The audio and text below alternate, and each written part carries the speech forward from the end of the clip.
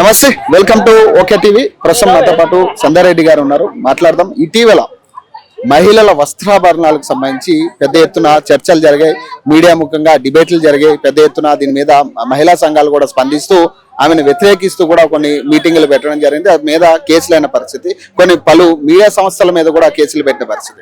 ప్రస్తుతం ఆమెకి నోటీసులు ఇచ్చినట్టు కనపడతా ఉంది సైబర్ కమిషనరేట్ లో. ఒకసారి మాట్లాడదాం. అంటే ప్రధానంగా ఏమని మీకు నోటీసులు ఇచ్చారు, అసలు ఏమేమి సెక్షన్స్ బరాయించారు, అసలు దేనికోసం ఇచ్చారు అంటే మీరు స్పందన ఏంటి అనేది ఒక వివరణ ఇవ్వమని చెప్పారు. వివరణ ఇవ్వమన్నారు. అడ్వకేట్ ఆజాద్ గారిని తీసుకున్నాము. అతను కూడా నా సోదరులు, అక్క నేను నీకు అండగా ఉంటానని వచ్చాడు. సింగిల్ ఎంపీ నాకు అక్కర్లేదక్క, నువ్వు ప్రజాస్వామ్యంలో మహిళల ఆత్మగౌరవం కోసం కొట్లాడుతున్నావు, మీ ఆత్మగౌరవం కోసం ఒక అన్నగా నాకు అవకాశం ఇవ్వమన్నాడు. అన్ననే వచ్చింది.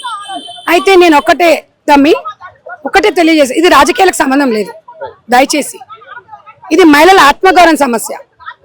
అంతే మాట్లాడినా మరి మదర్ ఫౌండేషన్ ఏర్పాటు చేసి మహిళలను మమేకం చేసి వాళ్ళకి కష్టాలలో తోడుగా ఉండి ఒంటరి మహిళల భరోసా కల్పించినప్పుడు ఎవరు వచ్చి ఎందుకు మాట్లాడలేదు?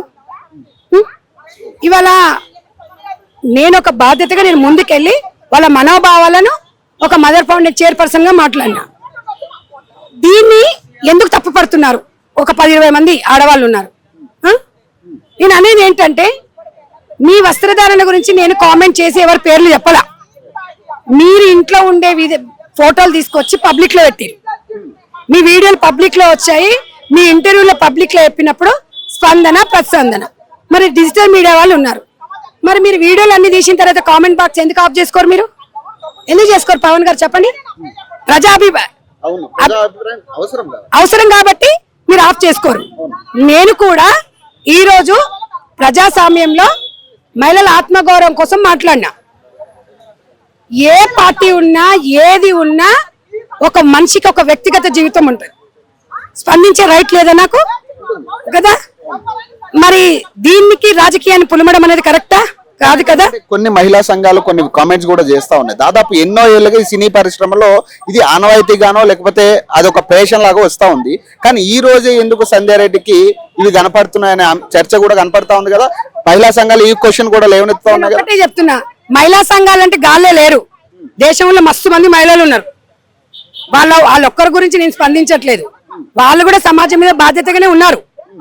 కొన్ని సందర్భాలల్లో వారి స్వేచ్ఛ వాళ్ళు మాట్లాడారు, నేను వారిని కూడా తప్పు పట్టను. మహిళా సంఘాలు అంటే వీళ్ళు కూడా మహిళా సంఘాలు, ఇంటింటికి ఒక మహిళా సంఘం ఉంది, అందరు ఉన్నారు. వాళ్ళే మాట్లాడడం లేదు కదా, ఎవరైనా మాట్లాడొచ్చు. సంధ్యారెడ్డిని తప్పు పట్టే వాళ్ళు మీ కామెంట్ బాక్స్ లో చూడండి, 99% సంధ్యారెడ్డి మాటలకు ఏకీభవించారు. కానీ మరి ఉంటారు, కొంతమంది ఉంటారు, వాళ్ళ స్వేచ్ఛ అది.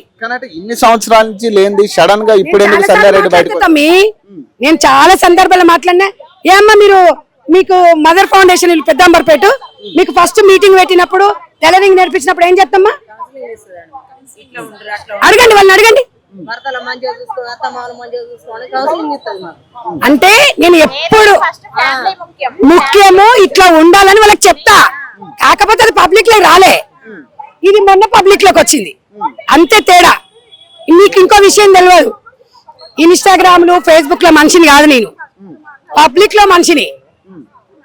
నాకు షాపులు చేసి ఇన్స్టాగ్రామ్ లో పెట్టుకునే వ్యక్తిని కాదు నేను, పబ్లిక్ లో జనాదరణ ఉంది. ఇప్పుడు మిమ్మల్ని టార్గెట్ చేశారు అనుకోవచ్చు. ఇప్పుడు ఈ విషయంలో మిమ్మల్ని టార్గెట్ చేసి చాలా మంది మాట్లాడారు కదా ఈ అంశం మీద. ఇప్పుడు ఏమని నన్ను పెట్టింది, నన్ను టార్గెట్ చేసింది. కానీ సంధ్యకు ఒక శక్తిగా పోరాడతా. న్యాయ వ్యవస్థ మీద నాకు నమ్మకం ఉంది. న్యాయ వ్యవస్థ ద్వారానే నేను లీగల్ గా యాక్షన్ తీసుకుంటా. నేను అనసూయ మారుతుంది అనుకున్నా, నేను అక్కగా ఆఫర్ ఇచ్చిన. నా చెల్లె అయితే 2 దౌడలు వలగొడుతును ఇట్లేందే అని, నా అక్కనో నా చెల్లెనో అయితే ఒక రెస్పెక్ట్ గా చెప్పిన, మంచిగా చెప్పిన, ఏం లేదు, లీగల్ గా నోటీస్ ఇచ్చింది, లీగల్ గా ఎదుర్కొంటా. నేను మార్పు వస్తుంది ఏమనుకున్నా, చింత వచ్చిన పులుపు రావదు, ఆమెకు మార్పు రాదనేది అర్థమైంది. నేను అనేది ఏంటంటే, అసలు అనసూయ ఒకటే కాదండి, ఒక 20% వాళ్ళు ఉన్నారు ఇట్లా, వాళ్ళందరూ స్పందించలే, ఈ మొక్కతే స్పందించింది. ఆమె పేరు కూడా మేము పెట్టలే, ఆమె స్పందించినందుకు మా ప్రతిస్పందన. ప్రజాస్వామ్యంలో పబ్లిక్ లోకి వచ్చినప్పుడు అది మనది కాదుగా. మన ఇంట్లో ఉన్నంత వరకే మనది. పబ్లిక్ వెళ్ళిన తర్వాత ఎవరు ఏం చేయలేరు. అంటే వెనక్కి తగ్గాలనుకుంటున్నారా లేదా కంటిన్యూ చేయాలనుకుంటున్నారు? నేను వెనక్కి తగ్గాను, మళ్ళీ ఇప్పుడు నోటీసులు ఇచ్చి రెచ్చగొట్టింది. ఆమె రెచ్చగొట్టి నేను రెచ్చిపోను, బాధ్యతగా వహిస్తా. మహిళల ఆత్మగౌరవం కోసం పోరాడతా.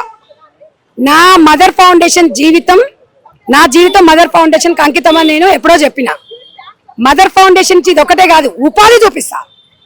మహిళల ఆత్మగౌరవం, మేము ఉచితాల కన్నా ఉపాధికి ఎక్కువ ప్రిఫరెన్స్ ఇస్తాం. చాలా సందర్భాల్లో చాలా స్టేజీల మీద చెప్పిన.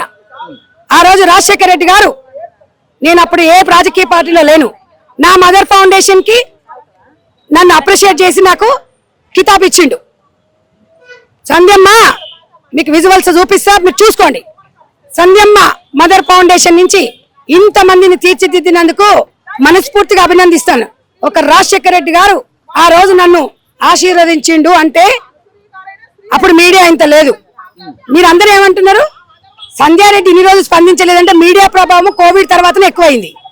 సంధ్యాక్క ఎప్పుడు స్పందిస్తుంది?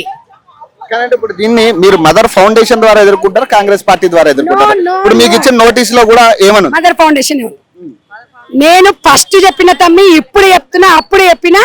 మదర్ ఫౌండేషన్ చైర్పర్సన్ వ్యవస్థాపకురాలుగానే మాట్లాడుతున్నా. నేను పార్టీ పరంగా ఎప్పుడు మాట్లాడలేదు. మీరు అన్ని దాంట్లో కూడా చూసుకోండి.